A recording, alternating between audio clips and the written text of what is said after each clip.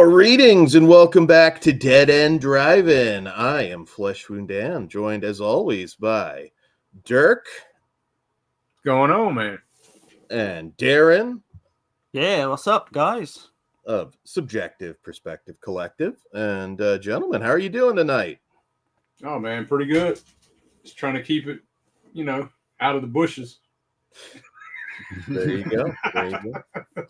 It's getting hot outside for all of us at this point, and we got a spicy double feature, a controversial spicy double feature tonight. So, definitely, yeah.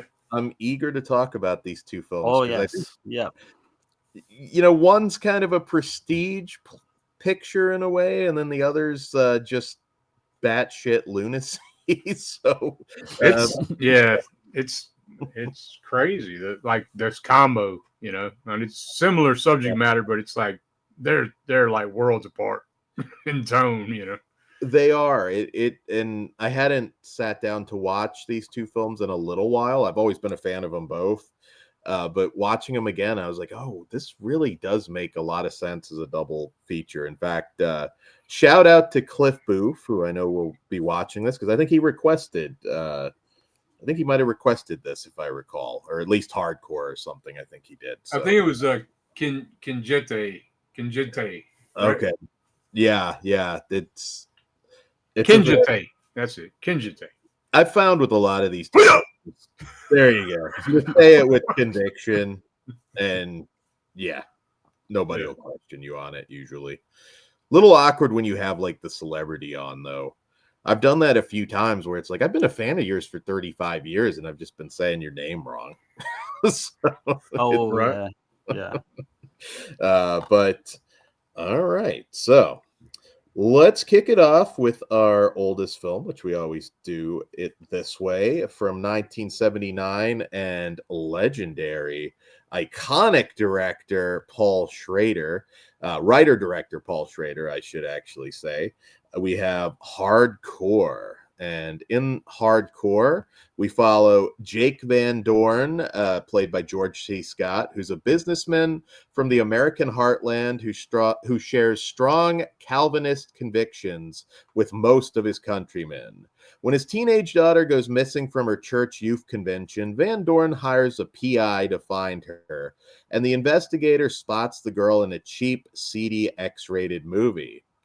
At this point, Van Dorn decides to bring her back personally, going on a quest to the pornographic underworld to make it happen. All right, so Hardcore. So this is an interesting one. It's probably the most, I don't want to say highbrow, but I mean, it's the most prestigious film that I think we've covered on Dead End Drive-In. And it's still kind of grimy as it's in its own right. Yeah, basically, yeah. A-list actors, and it's interesting because George C. Scott did not get along whatsoever with Paul Schrader on set, and right, yeah. I listened to the commentary on this one. So yeah, Kino put this one out. Yeah, I was listening to the commentary from Paul Schrader. And this was like his second film or whatever. But man, he's explaining like how much he didn't like certain things in the film that he did, and like he's shitting on his own film pretty much through the whole commentary. I was like, God damn, dude. But, I don't see that, but but yeah, Paul Schrader's an interesting director. I mean, he always had a unique way of handling difficult personalities. I know he did The Canyons with Lindsay Lohan. And I've got it. Like the Sammy Jallo film, that one. Yeah. Kind of, yeah. And there was a point where I guess Lindsay was being difficult about a nude scene that she had agreed to, and Paul Schrader was like, "All right, I'll get naked too," and he just stripped naked and directed her naked. I think I heard that story. Yeah, Yeah. There's been some directors, several directors done that, right? Yeah, Mir Zarki for I Spit on Your Grave. I think it was like Camille Keaton was like, "Okay, you go pose on the rock." Was it? I want to Oh say. God! And he ended up marrying her as well, didn't he? He did, yeah. Yeah. So he had a unique way of handling actors. Apparently, at one point, George C. Scott, who was a heavy drinker at this point, went to his trailer and threatened to quit as long as Paul Schrader promised never to direct another movie. Yeah, and then he fucking lied to him, of course. But yeah, of course, that's how. I mean, but also George C. Scott, he had directed 2 films previous to this, and they both fucking bombed. And and he was like going through it, man. He was, and he I know another thing I heard was he said, "Okay, I'll do the film, but I'm not going to do more than 2 takes because it's not going to get any fucking better than that." Yeah. Yeah. That kind of attitude, It's like, man, that'd be a fucking rough one. It kind of makes sense though when you actually watch the film, because I've heard about this film for a long time. Yeah. And it's first kind time of watch for you, Darren. Yeah, first time watch. First for me too. Yeah. Uneven to me though, I think, because I was saying to Dirk, I think it might have been a week or so ago, but I'd rather it have been dark throughout. Because there's some like strangely comedic things that go on, which we'll come into. Yeah, well, that's Columbia though, and Schrader mentioned that. He said that that's not what he had in mind, and not at all. I mean, I still think it comes off. I mean, I love the film, but one of the big things, the studio mandated a somewhat more upbeat ending. Yeah. So that last scene where he's having the long conversation with his daughter, like that's not how that was supposed to be. And Isla Davis, who played the daughter, was an actual sex worker. Yeah.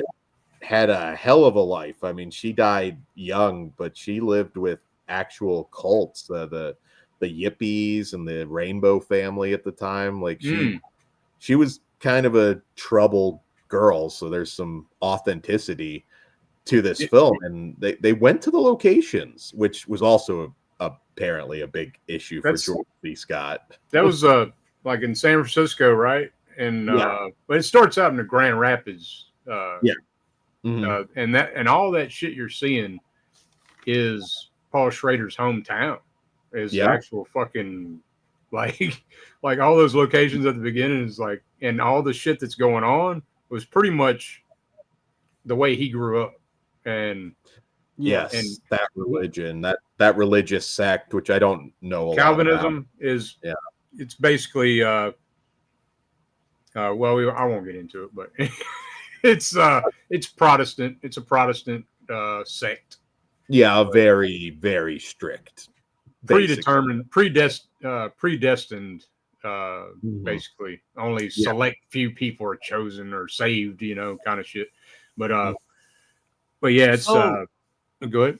Oh, sorry, Dirk. I was going to say. So the original script, was there going to be like the girl was going to die, his daughter was going to die in that snuff film I was reading up on?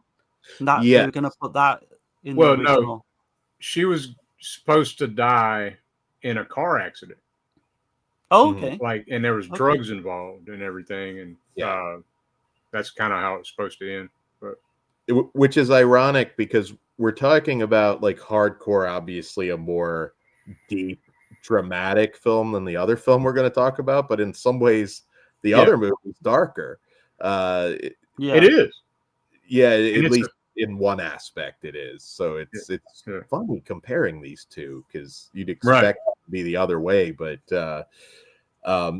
this movie does have a lot of authenticity. I mean, they went to the porn shops and everything at a time when we got to remember, like, these places were being raided by the cops. People making dirty movies were getting thrown in jail. I mean, Yeah. I've had conversations over the years with people like Paul Thomas and Jamie Gillis. Like, all of these people were effectively criminals at that time, and they all had to deal with this sort of thing. So you can imagine some real sleazeball shit in this movie too. You know. Oh yeah, it's kind of a real. You can sense the realness about this. I mean, I know it's. Line and I mean, Schrader was saying it looks kind of tame and shit to today's standards, but I don't know. Some of that shit's not, especially. Well, we'll get into it. I think in some ways it's more authentic. I mean, when you watch movies from the 70s, like, violence feels more real. It's not maybe as graphic as in terms of the gore effects and all of that, but yeah, like, it just felt like emotionally authentic in a way that you don't get now. I mean, the perfect comparison is the original Death Wish versus the remake, where the remake is just essentially an action film. It does take you to those uncomfortable places. And this is kind of a movie, like, I mean, to get access to certain filming locations in Grand Rapids, they had to lie. They shot this movie there under a fake title called The Pilgrim. The Pilgrim, yeah. Just I was like, holy shit. And like, so his dad, he said that his dad had all of his films on VHS and they were all sealed and everything. And he never watched any of them, but he just had them to say, look, you know, I'm proud of what my son's accomplished. But he did say that his dad actually saw this film. And oh, wow. And after he saw the film, he said, so what'd you think about it? And he said, I'm just glad your mother wasn't alive to see it. Oh, shit. And he also said, Schrader also said that this film is about his dad. Yeah. Okay. That's his fucking dad. And he's playing, George C. Scott's playing Paul Schrader's dad pretty much. Like, so. Yeah. Yeah, that's wild. I know initially it was Warren Beatty was attached to star, but he made his own requests for rewrites. He wanted to play the brother or boyfriend of the girl, and he essentially wanted the whole thing just to be a standard hero rescues the girl kind of thing. And fortunately, Paul Schrader didn't cave on that, but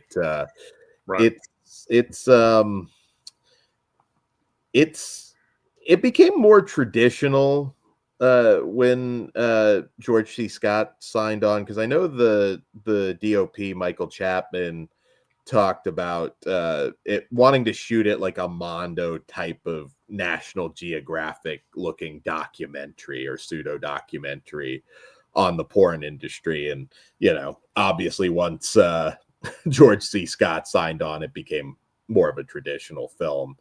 And I really like it. I mean, I've always looked at this film. I do see some of the comedy that is there, especially when George C. Scott has that ridiculous outfit on and he's auditioning these hustlers. He's looking like a fucking pimp, right? He's got the wig on and shit. I mean, you know, he's supposed to be a porn director, but he's looking crazy as hell.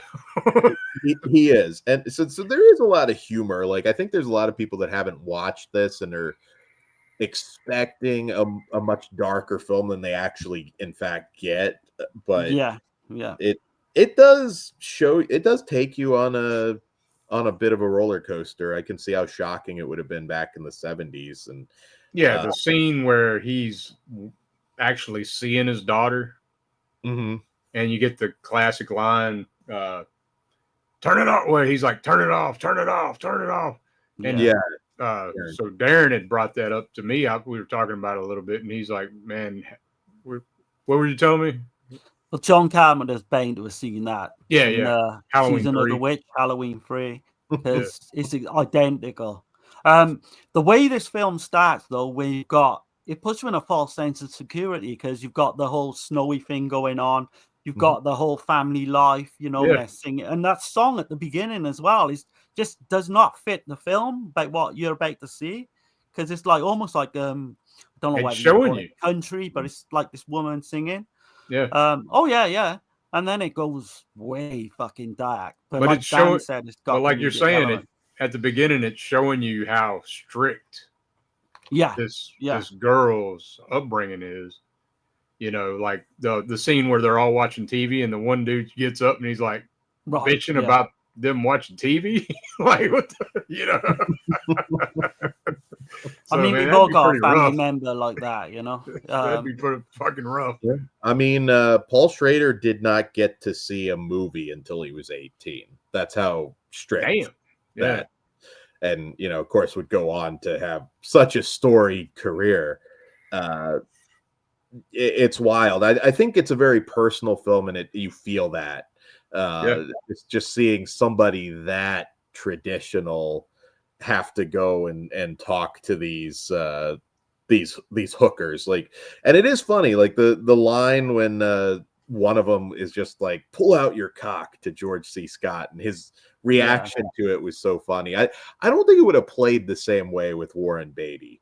I don't know. There's something about like George C. Scott just nailed that fish out of water kind of feel with it. And I mean, he does kick some ass in this. Like when he gets mad, he definitely kicks some ass. It's no action. Yeah. Because this is a mad father, He's him raised, isn't he? Yeah. And I mean, anybody that's got a daughter or a kid or anything, like they're gonna be that. They're gonna, I don't even think you have to have a kid, but I'm just saying you can definitely see the rage coming across. So this come out, I think, before the Changeling, around about the same time. Changeling's 80, right? Yeah. 79, I think it was filmed towards the end of 79, come out in 80. Before, So essentially, he loses a daughter in that as well, through a car accident. But in this, he kind of loses a daughter and then doesn't. But what I was going to ask is, do you know how old the actual actress who plays his daughter was in this? I know you mentioned she was a sex worker. She was. She does look young, man. She was in the porn industry too, right? Yeah. So she had to have been. I don't know. Of age to do this, obviously, but she does look way young. Probably at least 18, right? Yeah. That was a weird time though. Like you had movies like Pretty Baby where Brooke Shields was that's true. Nudity. I mean, in theory, all you needed was a permission from a parent back then. I mean, it wouldn't happen now, but yeah, I mean, she doesn't really have to do anything too rough in this, but no, but still getting naked, Yeah, absolutely. With what it looks like a gangbang is about to happen. There are like when we see like George C. Scott interrogating one character named Jism Jim. Beating him with a lamp, if I recall. He's got him in the shower, haven't he? And then, of course, one of the best characters in the film is Big Dick Black. And I got to make sure I said that right. It's just hard to say it. Yeah, Hal Williams is Big Dick Black. That is just great. I mean, the comedic value in that scene alone. I was trying to, like, I didn't, what have I seen him in before? He's in. Oh, Hal Williams has been in a bunch of different stuff. Yeah. There's something I'm. Lots of TV series I was reading up on. Yeah. Okay. American TV cop shows. And I wanted to say Police Academy. I know that's not right. But he was in Roots. I mean, he's one though that I've seen him in a lot of comedy TV rounds. He was in a whole bunch. Right. Yeah. He's one of those character actors. I think he even did a Tales from the Crypt, if memory serves. But I mean, you name it: Magnum PI, L.A. Law, Webster. I mean, T.J. Hooker. He did all of the big TV shows. But I'm sure there's a lot of people that are always going to remember him as Big Dick Black. Man, legendary. He reminds me of that guy from Cruising that comes out with the hat when they interrogate all the people in the police station, like a big black guy, But Cruising is a shocking film. Like I would say that's obviously much more graphic than Hardcore. But yeah, I would say so too. Yeah. The guy who did the music for this did the music for Cruising too. Sorry, Dan. You're right. Jack Neatsy. Did strange enough, he did the music for Stand By Me, An Officer and a Gentleman, and Cruising, which don't quite go together, but yeah. It's a What do hell you of a think about? What do you think about Peter Boyle? He's fantastic.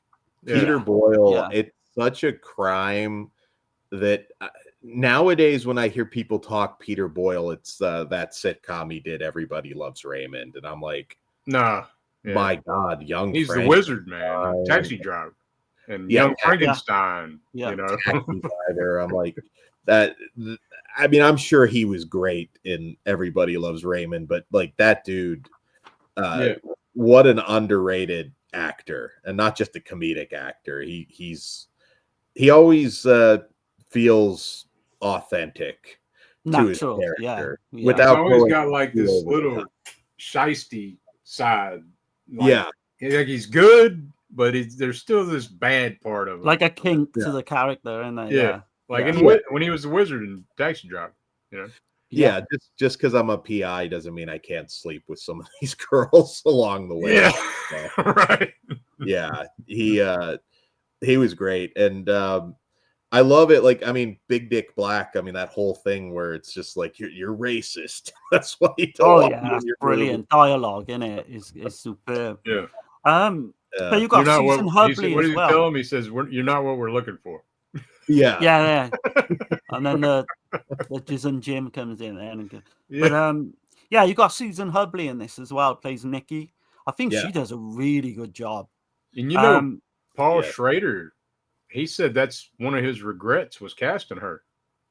Okay, that surprises me. It's weird because Susan Hubley's fantastic. I mean, we just reviewed her in Vice Squad. If you guys out there haven't watched that, but I know initially Marilyn Chambers had auditioned for the role, but and it was funny. I guess the casting director didn't know because he said she was too wholesome to play a porn star.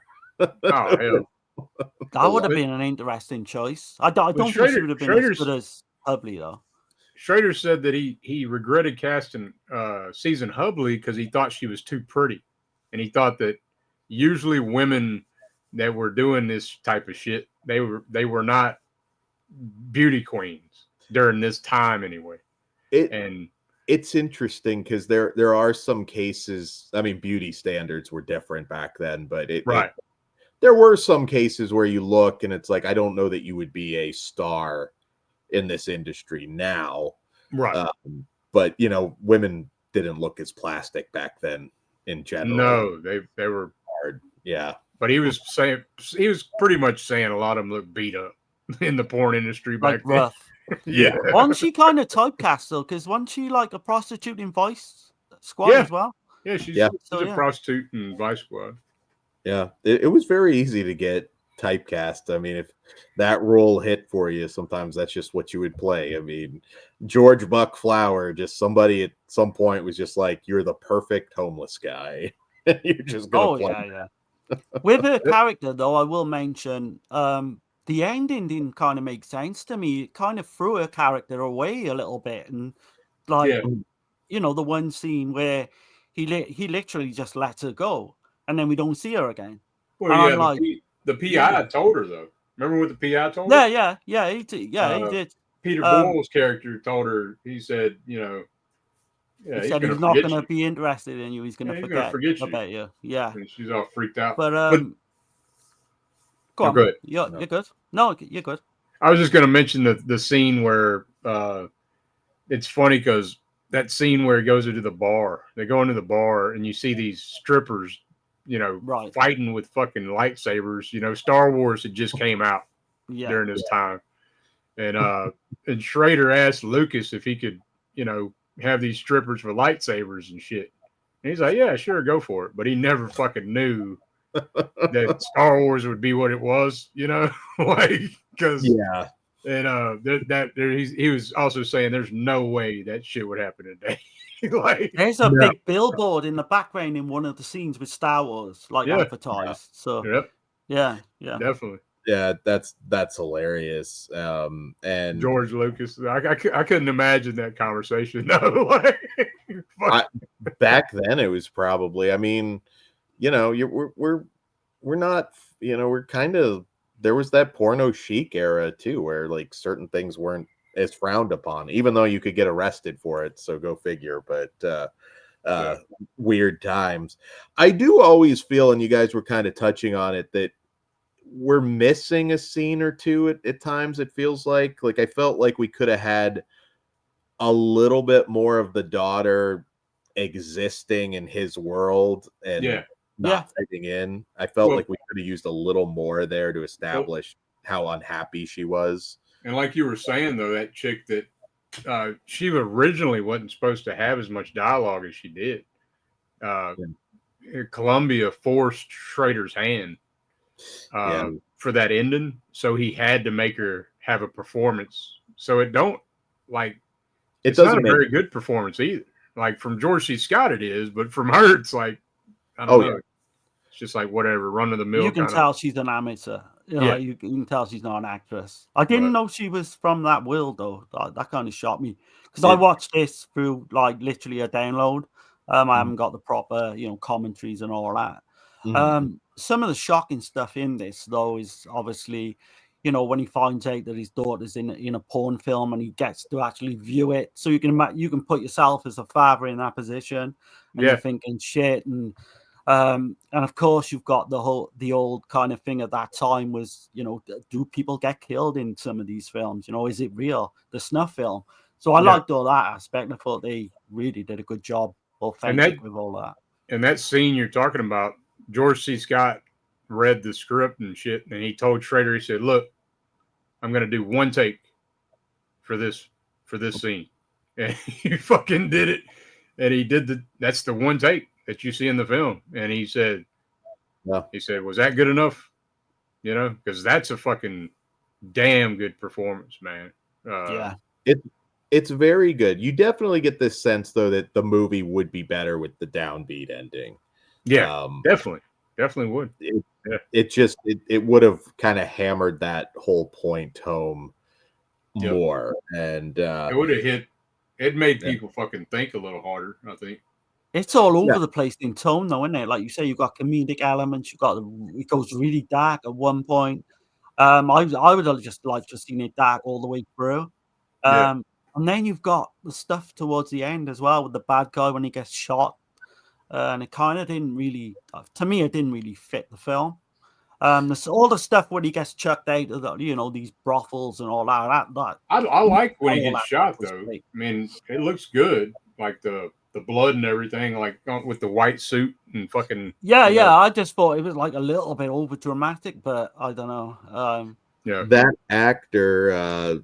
You guys may or may not be familiar, but Mark Alimo, he went on to play Gold Dukat in Star Trek Deep Space Nine. He was the big villain in that. Very good Okay. actor.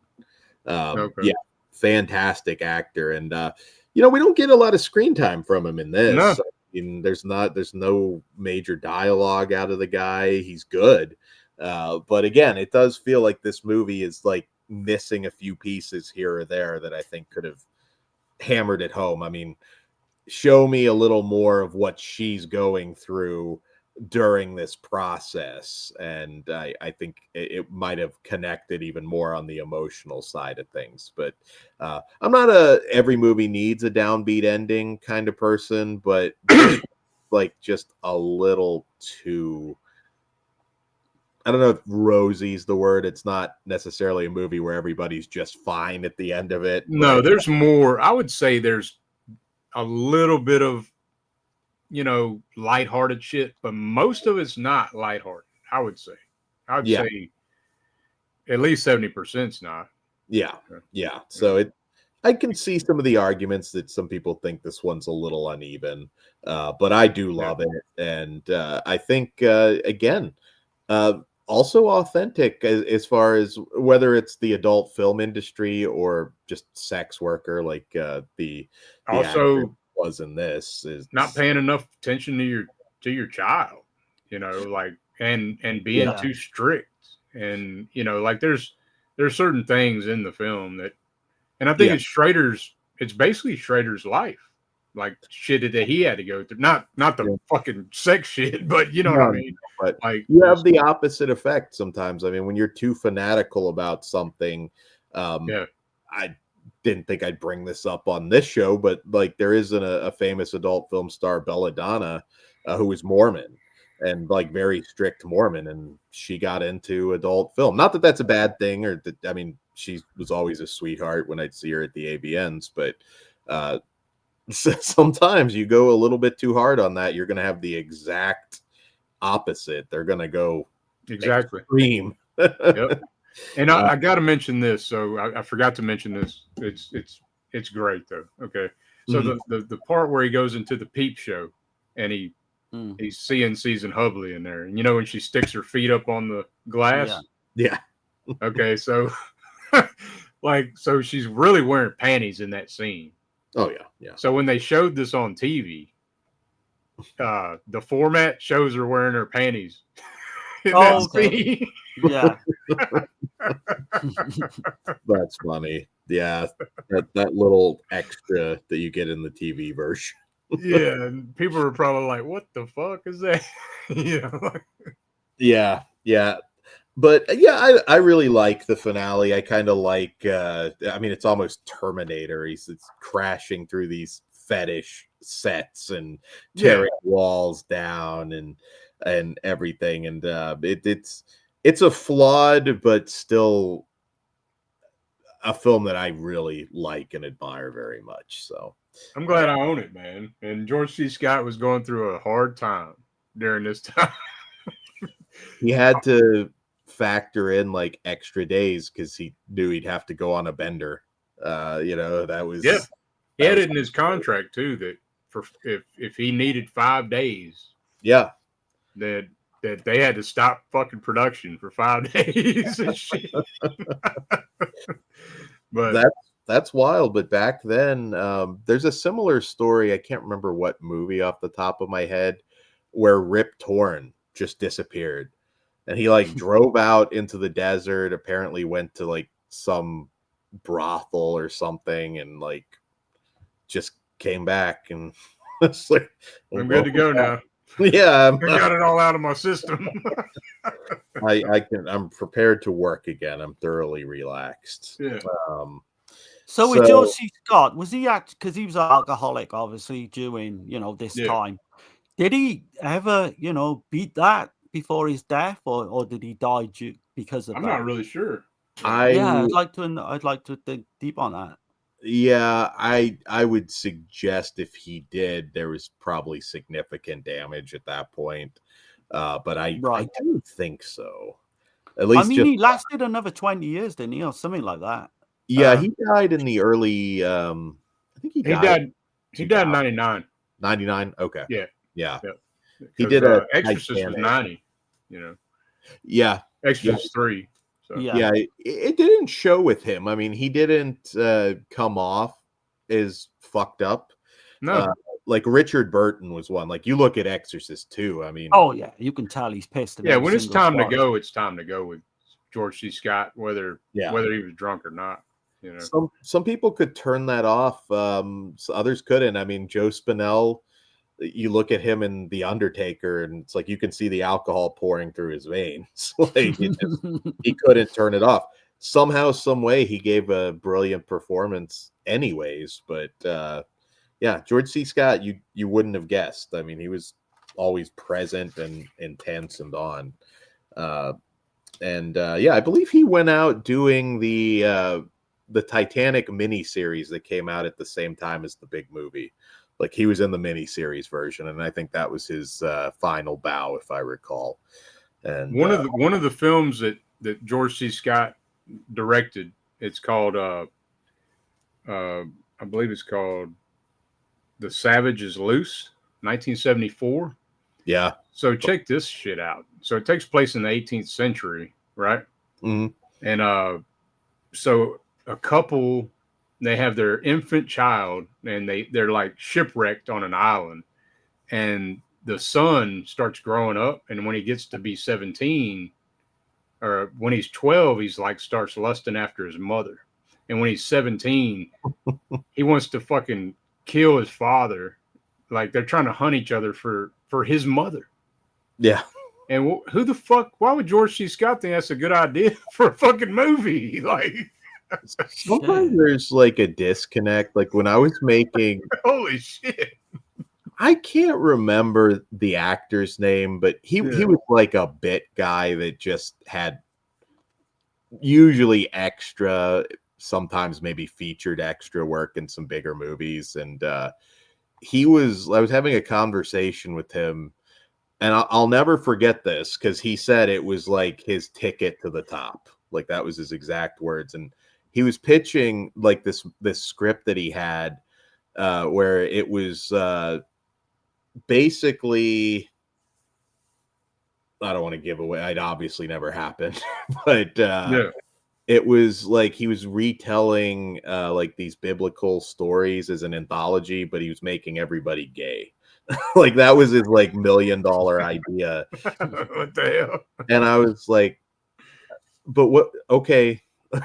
I mean, I don't know that that's going to get made, but like, what is there something more to this? And there was nothing. But this guy had in his head that this was going to be some huge some mind-blowing shit, right?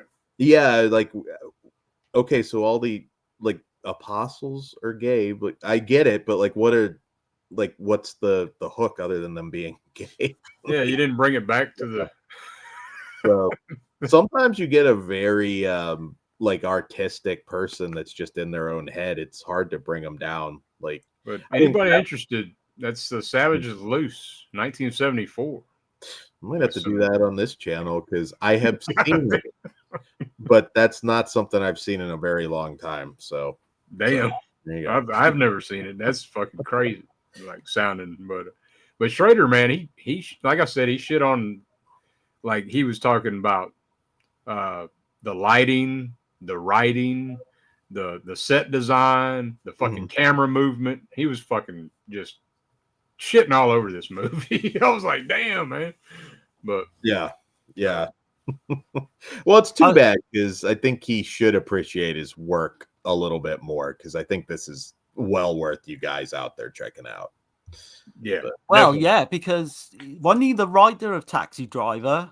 And then he went on to direct American Gigolo, which came out a year later than this. And you can see the three of them because that's got like a murder mystery element to it with Richard Gere. You can see that how the three of them would go together, actually. You know, if you think about it. I think he's underrated as a director myself. Yeah. He is. I mean, he never really had a lot in the way of hits was his problem. I mean, American Gigolo obviously did very well for him, but he was somebody like there was just a lot of projects just never hit. I mean, he's doing a lot of stuff with like Nick Cage now. I mean, all the power in the world, he's still finding a way to get movies made, but they still interfere with just about everything he does. So, but if you haven't seen some of his recent work, First Reformed with Ethan Hawke is fun. The Card Counter with Oscar Isaac. Dog Eat Dog, if you're a Nick Cage fan, that's worth watching. Willem Dafoe's also in that. This is a guy who you'll probably never truly see his vision on screen, but he is brilliant. Yeah, if he could have had his movie this done his way, I think it would have been a much better film. I agree. I'd say watch The Canyons as well that Dan mentioned, just for like it's absurd. That film is just fucking crazy. No, yeah. You can get that off of one of the, I think it's IFC has it. You can buy it on Amazon or all over right now. So. That's how I picked it up on DVD. Yeah. So, guys, what do you rate this one before we get into our wild Charles Bronson flick? Man, I give Hardcore, man. I probably give it a 6 out of 10. I remember when I put the film on, and Tasha actually watched it with me. Oh, okay. And when I put it on and that music started going, she's like, "Oh hell, this is old as hell." And I was like, "No, let's just check it out," And she ended up liking it. So I give it a 6 out of 10 though. So Okay. For me, I liked it a little bit more. I think it's a strong 7. Okay. It would have, if it had stayed dark, it would have been an 8 or a 9 at some point. But yeah, I mean, I enjoyed it. First time watch, I enjoyed it. Cool. Absolutely. So all right. So I give this one a 7, which is Okay. kind of low for me in some ways, but it's like I do recognize where it would have been much stronger if they had executed the proper vision, which they sadly did not. So Yeah, remove some of the goofy shit too, Yeah. like a little bit, and you can tell that's interference all the way. it is, and It's to lighten the mood after you done seen something really, and you imagine back in '78, mhm. people wasn't fucking ready for that kind of I shit. guess they were Oh, yeah. scared of it being banned or whatever if it went too, Yeah. too dark. But it goes there in places, Yeah. Well, and if you guys have not watched, well, I know you guys have, but I can't imagine just going to the movies and seeing Cruising uh, back then. Oh man, That is Yeah, I significant. wouldn't have went. I'm gonna just be honest. that's one of my favorite because that is a Giallo, definitely a Giallo film. I know Dirk, it's not Dirk's. Dirk doesn't Mhm. like that film, but for No. me, it's one of my favorites. Yeah, it's well made, but yeah, that would much like the Exorcist or Frankenstein for people way back in the day. Like I was not expecting to see that. That So, stays dark, and that actually, yeah, like you say, it's got the real locations of what went on, in the gay world at that time. So it yeah, makes it more authentic, I think. yeah. Um, Yeah, it's I mean, hey, if you haven't seen it, I think you might be surprised. That's one uh I find a lot of people, it's like, man, I love Scarface so much. Like, what other Al Yeah. Pacino movie Right. do I need to see? And I'll go down the list. And it's like, well, have you seen Heat? Have you seen and it's like, what about this Cruising movie? And I'm like, watch it. Watch it with the whole family. it's like you're gonna love it or hate it. There's no real in Yes. between with There's that no one. in between. And the Definitely not. title Cruising as well puts you off a little bit because I didn't. I Mhm. didn't come on the film for watch a film for a few years just because of that title. I didn't even know It's what it meant it's or very anything. ballsy for a movie star to do that movie. I mean, all Yeah. Yeah, Pacino, I mean, respect. I mean, you picked your projects very well up to that point. It's actually funny because he's doing because we've got another exorcism theme show coming for you guys soon. And Pacino is playing an exorcist in a new horror movie Oh called hell! Ritual. Wow. So yeah, it all you get there, you play everything eventually. So all right, so let's move on to Get out of that ass! yeah. our buddy Jonathan Bombastic Reviews does a great Pacino. Like he Okay. could do, I think he did an entire show as Pacino once. Oh hell! Yeah, I don't Oh know if it man, was on Piz's channel or I can't remember where, but he did an entire show as Pacino. I thought it was hilarious. Um, so we'll bring him on for a Cruising review. Uh, Nice. so our next film from 1989 and director J. Lee Thompson, we have Kinjite, The Forbidden Subjects. And in this film, straddling the cultural divide between East and West, Kinjite stars Charles Bronson as Lieutenant Crow, a coarsened Los Angeles cop whose objectivity is compromised when a case he's investigating hits close to home. Crow will re examine his prejudices when he forges a friendship with a Japanese businessman whose daughter he saved from a child prostitution ring. But an unexpected tragedy will lead the out for justice Crow into uncharted waters as he pursues the murderous pimp known as Duke. All right, so Kinjite, The Forbidden Subjects. This Yeah. is notable for being Charles Bronson's final film with Canon. And Yeah, and with what's his name? J. Lee Thompson, right? yeah. He That's their is ninth really film together. mhm. Yeah, they were they were kind of the duo for a while. Messenger of Death. This director did really good stuff. He also did a movie I'm quite fond of called Firewalker with Chuck Norris and Lou Gossett. Oh, yeah. It's kind of a I remember Indiana that. joke. Yeah, I remember that shit back in the day, man. Hell yeah. Yeah. I didn't ever mind it. But I gotta say, the opening of this film is like, what the fuck exactly is happening here? With that fucking Vaseline jar and the fucking big, huge fucking dildo. Like, we're 5 minutes in, and Charles Bronson is violating a guy with a dildo. It's like, oh, okay, this is this movie. And I'm like, Nicole Eckert. I'm like, holy shit, from Charles in Charge. You know? Yeah. Like, fucking shit. This movie has an interesting cast. We also get Danny Trejo popping up randomly at the end, which we'll talk about. Yeah, that's great. Yeah, he's in prison. Yeah. Which was kind of like par for course with Danny Trejo. He just pop up in random stuff he wasn't even credited for. We need random bad guy to be standing over here, and you'd see Danny Trejo pop up. But I love Bronson, man, but he's showing his age a little bit in this one, like in some of the fight scenes and stuff, you know. Yeah, 68 years old, and he's still an active cop.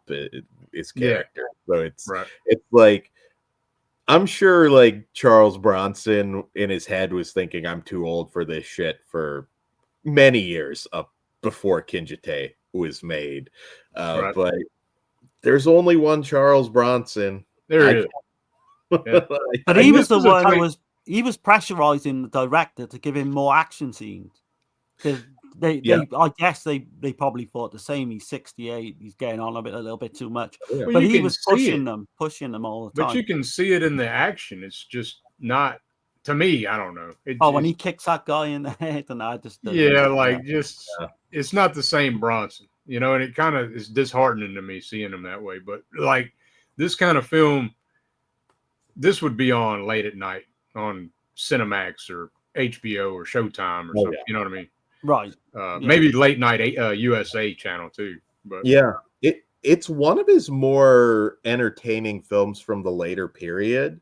You remember this one because it is just so batshit insane.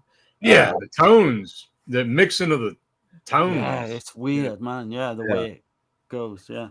It's one of those movies I can guarantee it's going to entertain you, and it will definitely make you laugh.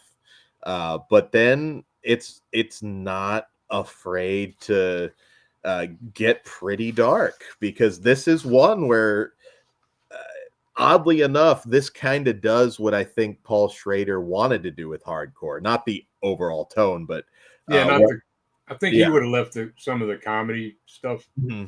Yeah, but yeah, this is a little bit. It's darker in terms of kind of the daughter. Not realistic, take it. No. You know, it's not as realistic. I don't think. No, this movie's not realistic at all. I mean, realistic doesn't factor, but I mean, as far as the character that gets trafficked, that part's much darker. Like that really established the misery of that situation. But then at the same time, there's like Charles Bronson makes Duke our villain. Nothing against the actor, like he's good, but like at no point did he really feel overly threatening, because Charles Bronson is just humiliating him throughout the whole. Just comes torturing his ass throughout the film. That's Juan Fernandez, friend. Yeah, and I remember him mainly from Crocodile Dundee 2, Part 2. Okay. Yes. Yeah. Yeah. So there's a scene where he literally gets him to eat his own watch. Yeah. And I mean, he's trying to bribe him. Would that fucking happen? You choke to death, surely. Yeah, he's trying to bribe him with a $25,000-$30,000 watch or something. Yeah, and he sets fire to the car. It's $25,000 car. And you're just like, and then it's got the typical fucking captainer, right? Fucking screaming at him. You see him in all these fucking kind of movies, right? Yeah, it's like you just mowed down half a city block. It's like, You're Yeah. suspended, sir. And he's like, "Yeah, fuck you. You know, I do what I want," kind of shit. So there's 2 sexual assaults that go on in this, one on a train and one on a bus. Yeah. And they kind of play them down. They play those scenes down. It's like, I think the lieutenant says to him, the father, obviously Charles Bronson, I Yeah. mean, it's not your wife. Why are you worried about, like, you know, your daughter's Yeah. just been fiddled with on a bus, but it's all Yeah. okay, you Yeah, know. she's only been You're just touched. overreacting a bit, like. Yeah, she just got touched a little bit. And I mean, she plays it like not traumatic or anything, even does she? She's like laughing and joking in the police station, even like a big smile on her face and shit. So This- I don't know. This movie has the vibe of like some of the old scare films in the sense that like it is blatantly racist. Like I will throw it out there. Yeah, It comes off as funny, but like it kind of implies that all Japanese guys are perverts. Like it pretty much just does. Like, yeah, they're going to touch you on the train. Like this movie is man. And the shit that Bronson says too, right? When he gets out of the car. Yeah, that's so funny. That's and he's fucking screaming at all the Japanese people and shit. Like he's throwing out these slurs and they just keep bowing to him. It's like what a it's like whoa, it's crazy. And there's this overall this theme of karma basically is what I get from the film. It's overall karma from the Japanese father. Yeah, right. Yeah, you know, yeah.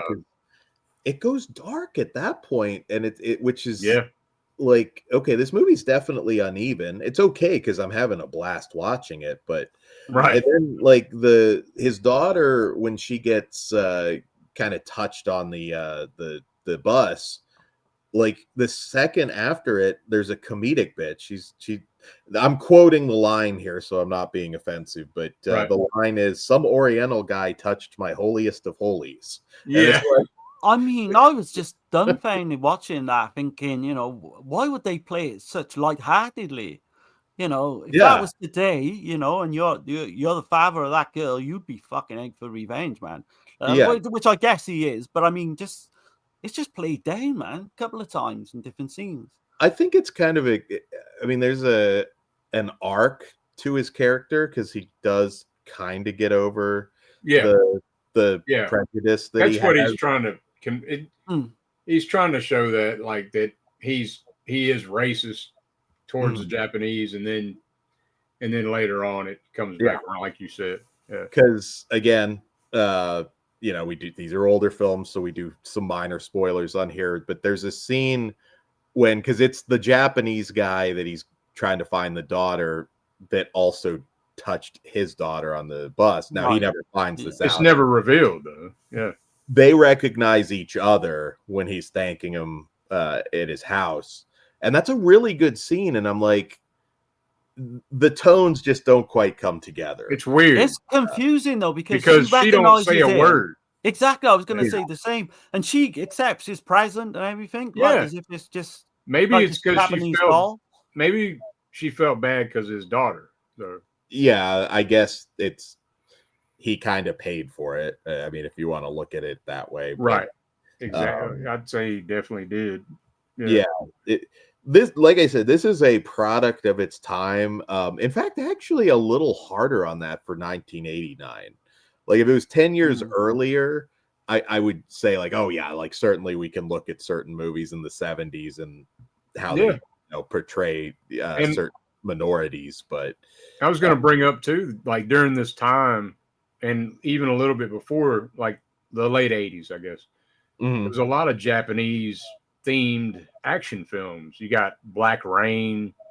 You got The Punisher with in the 1989 Punisher with Dolph Lundgren. Rising Sun with Don Rising Sun. Yeah. And Big Trouble in Little China. I know it's Asian themed though. Like it still had some of the Japanese aesthetics, I guess you'd say. Yeah. Then you had American Ninja 2.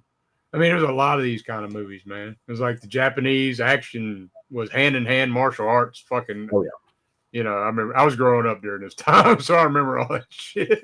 Yeah. We all kind of it's always frustrating for me because I'm, you know, at that age where I didn't see like early Jackie Chan stuff as it was coming out, but I experienced a lot of it later. And anytime I hear somebody bring up like, oh man, I've loved Jackie Chan since Rush Hour, and I'm like, motherfucker, that's like one of his worst movies. Yeah. Like, go back and watch his early stuff. It's amazing. Operation Condor, Police Story. Rumble in the Bronx. Rumble in the Bronx is insane. That is Yeah. so much better than freaking Rush Hour. I remember Drunken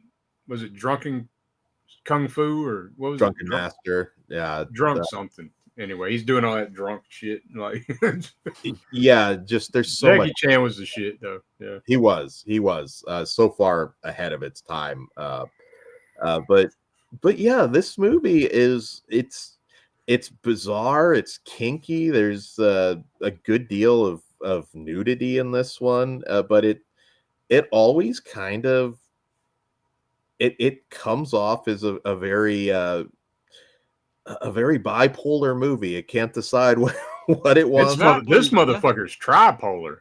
Yeah. You know what I'm saying? Like, shit. I mean, yeah. The line where he makes him eat his watch, which, as you said, it's like you would die, you would choke to death. But he makes him eat the watch, and he just goes, "I'm gonna die," and then Bronson responds, "No, you're not, but you're gonna have to stick your head between your legs to tell the time." Yeah, that's a great line, man. Yeah, and he just walks away and then like blows up his car. It's just like this is no big deal. An action star. And of course you've got, without giving too much away, but you've got the crane scene at the end, which is fucking great. And again, that was supposed to be shot like not as long as it was, and Bronson pushed to get more kind of to get the scene longer. And in the end, he's like up in the air, 100 feet up in the air on this crane and fucking shooting at people. It's great. I mean, it is bipolar. It doesn't go with the film at all, I don't think, but it's just great to see some of these, scenes. But then you've got the whole sex trafficking thing with the young Japanese girl. And then there's a scene where they pick her up in a park, and literally the guy takes her back to his place and literally does the dirty deed, because he comes out the bedroom, puts his trousers are, they don't show like any. They don't show it, but it's but it's there, pretty gross, because you see the other guy go in there. And it's effective because it's like, okay, we want to see all these guys get fucked up by Bronson now. Yeah. Right.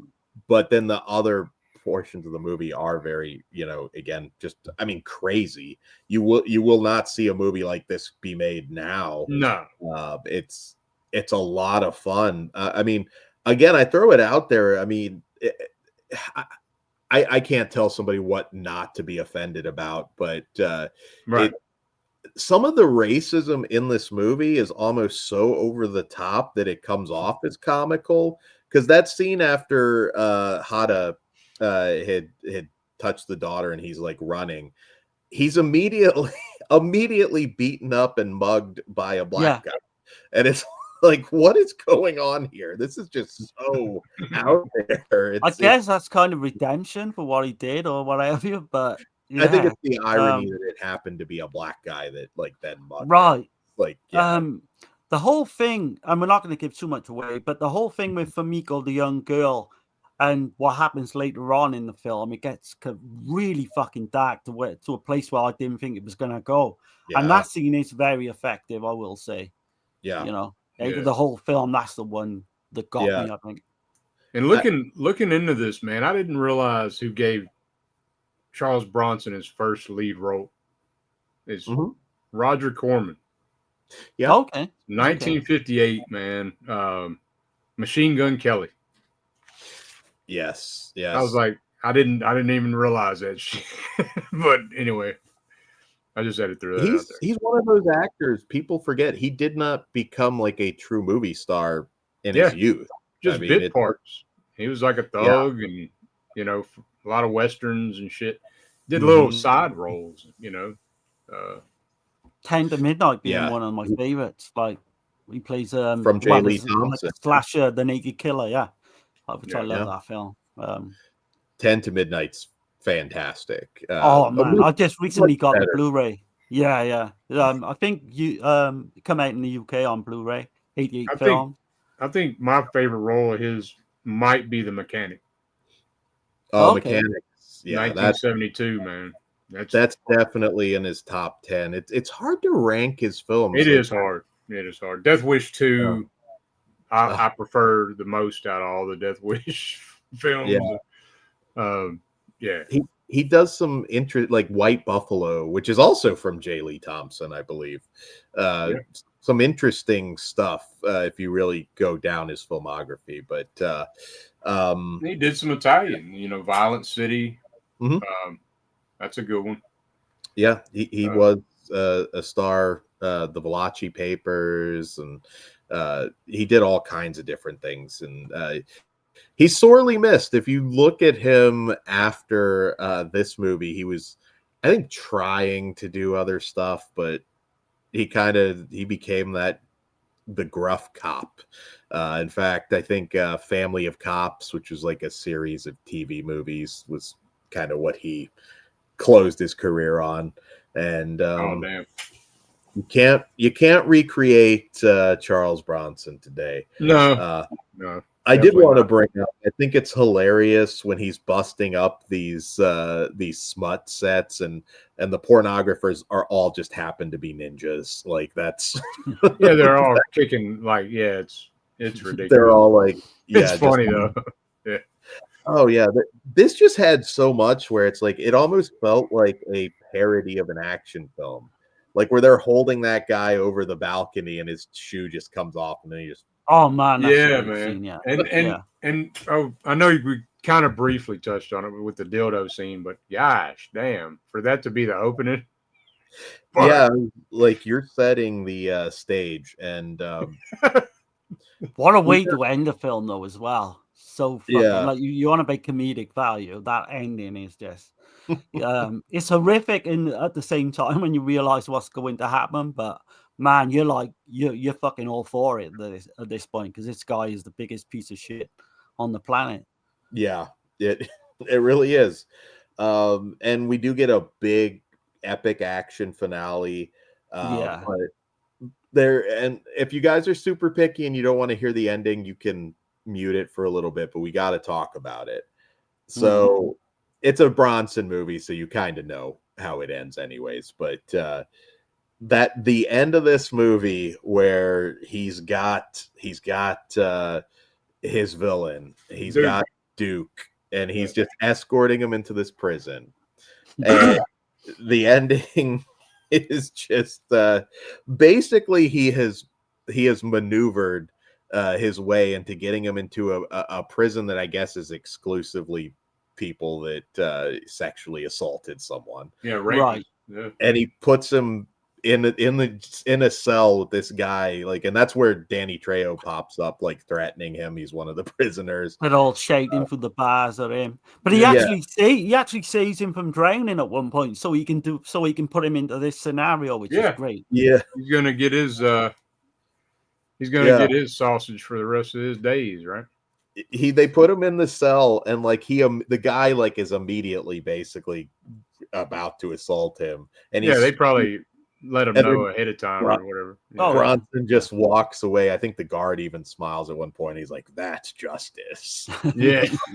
Right. It's so funny.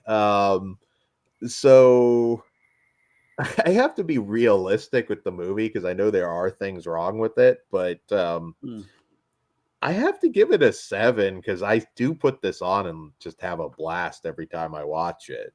That's not to say that it's one of those things, like if they fixed some of the problems with it, it might not be the same movie. So this I can see that. Yeah.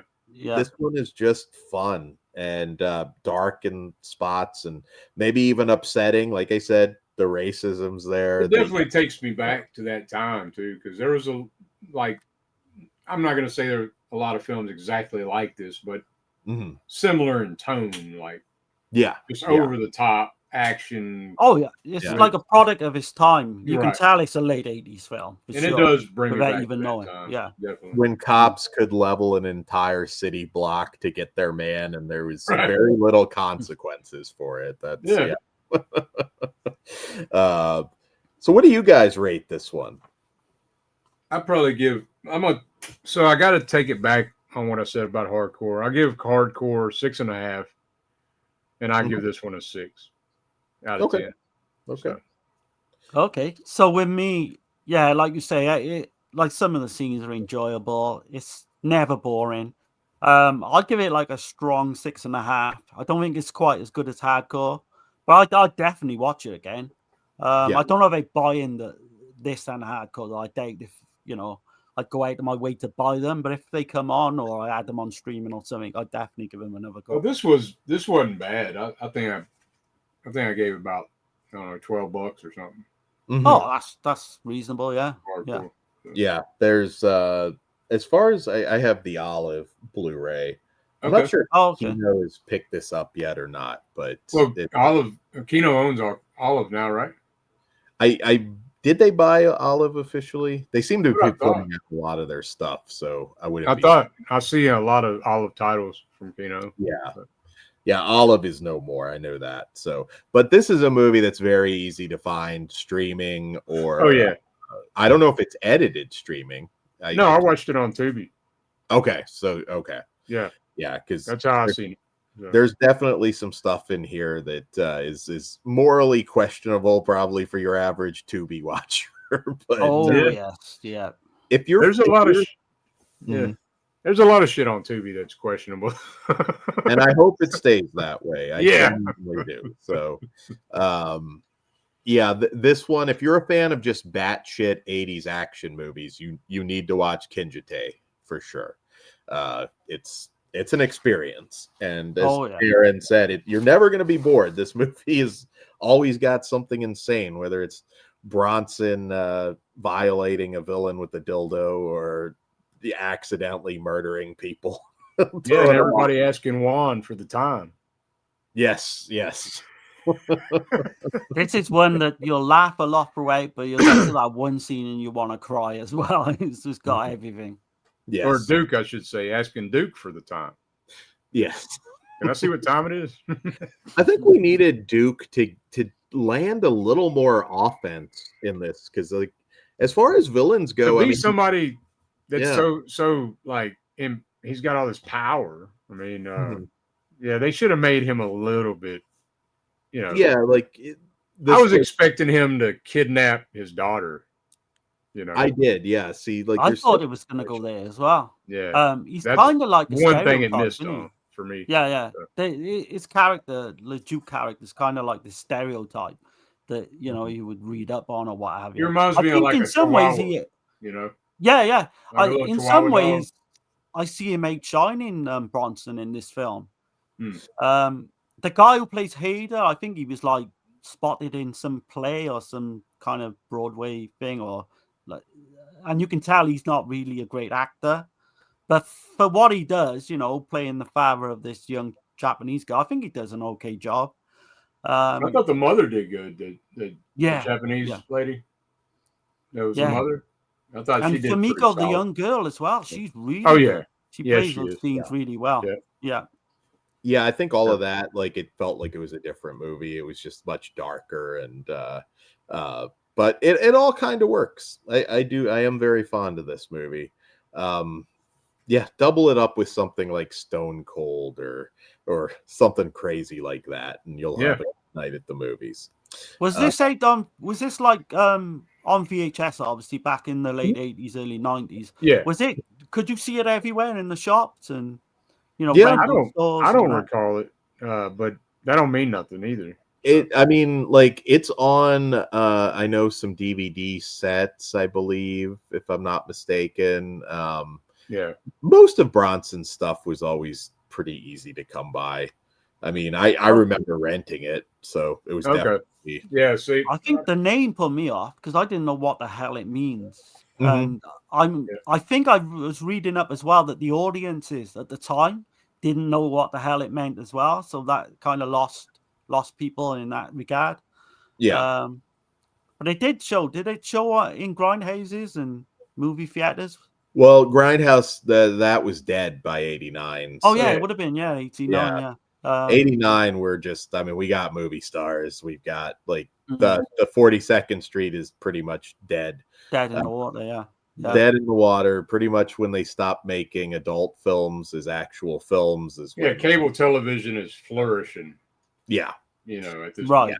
Yeah, this would have been great though on the grinding circuit if you know. That's what I'm saying. It was a late night cable, I'm sure. Yeah, probably edited to it as well, I would imagine. Well, on the movie channels, it wouldn't have been like HBO. Okay. Yeah. If you see this in a certain theater, you might get like some more fun reactions to it even back then. But I mean, if this came out in the 70s at like some grindhouse, I mean, people would be losing their minds. Yeah. It would be an experience to see it back then. I don't know, fight for your life level reactions, but it would definitely be popular. But also probably darker and a little less uneven, I think, is how that would have gone. But all right, guys. So next time we will be back here. Stay tuned. We are going to have an Exorcist ripoff, Exorcist/Omen ripoff show, which will be fun because there were a lot of those, and we have two very distinctly different films for our next show. Oh yes. So so we will see you guys back here next time on the Dead End Drive-In. But before we go, what's coming up on Subjective Perspective Collective? We'll be doing a review on Short Night of Glass Dolls, the new Celluloid Dreams release that they sent us. Yeah, I just reviewed it on Flesh Wound Features. It's cool. A hell of a release. You're in for a treat. Yeah, I did watch the Paralyzed cut last night, and so but yeah, we're gonna do a full in-depth review of the film, plus reviewing for Celluloid Dreams, their second release. So. Oh, awesome! We'll probably have an episode on Phenomena coming out as well by the time this comes out on Visited by Voices. Okay, so look out for that too. Check that out. All right, guys, we will see you later. Take care. Man.